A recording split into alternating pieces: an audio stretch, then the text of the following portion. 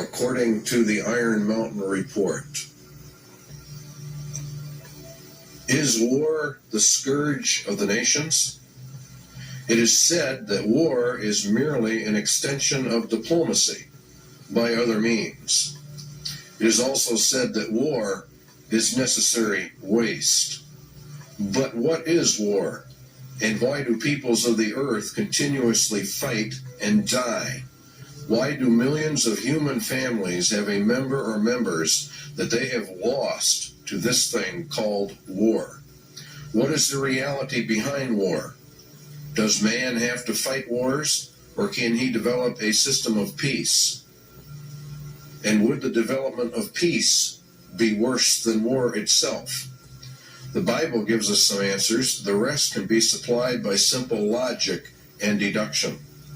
James tells us that from whence come wars and fightings among you?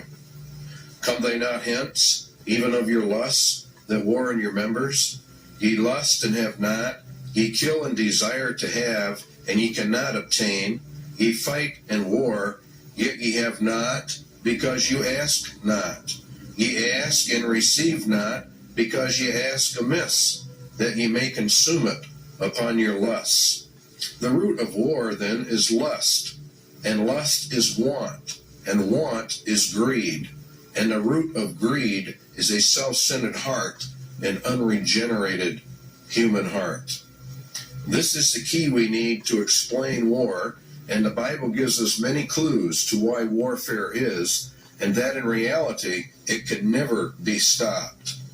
The root of the problem lies with the human heart, and the Bible says that the human heart is so desperately wicked that none can know it. Jeremiah says, the heart is deceitful above all things, who can know it? Paul says in Romans, the carnal mind is enmity against God, for it is not subject to the laws of God, neither indeed can be. Jesus was very emphatic that out of the heart of man poured forth all kinds of evil.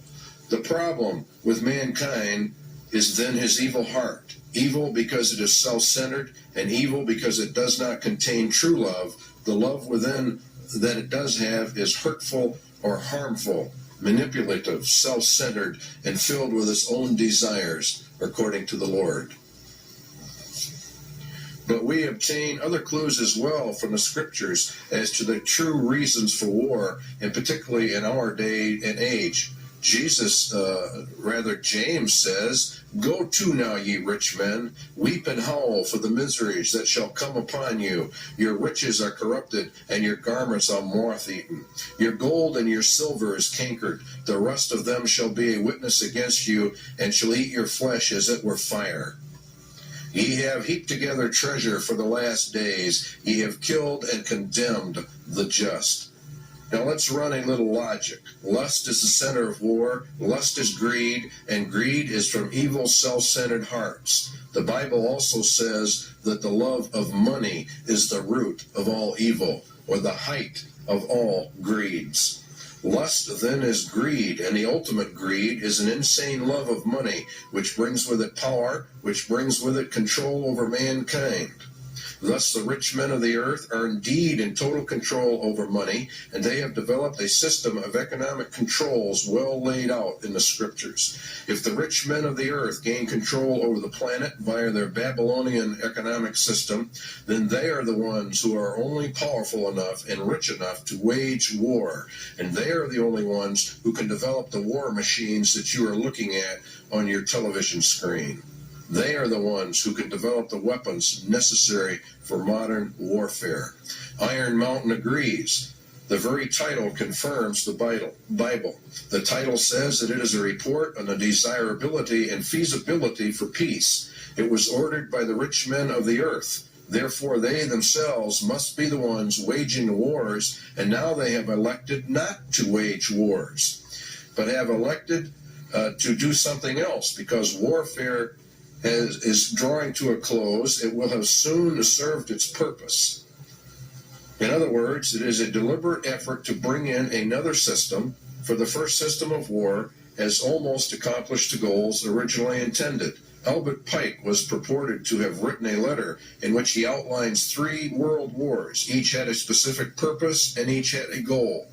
The last war, World War III, was to be fought to bring in an era of peace under Lucifer. It was to be fought predominantly between the United States and the Soviet Union, and it would come in an era of seeming peace when it seemed like everything was fine, everything was great. The Bible says that the Antichrist is a man of peace. He rides a white horse and has no war machine. There are no arrows in his bow.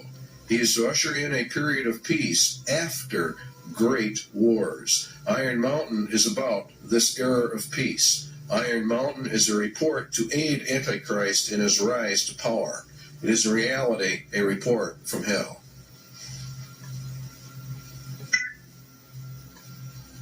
Iron Mountain asks, what can be expected if peace comes? What should we be prepared to do about it? What, for instance, are the real functions of war in modern societies? These are very important questions. The Soviet Union says the peaceful exploration of outer space is the constructive alternative to the plans aimed at spreading the arms race.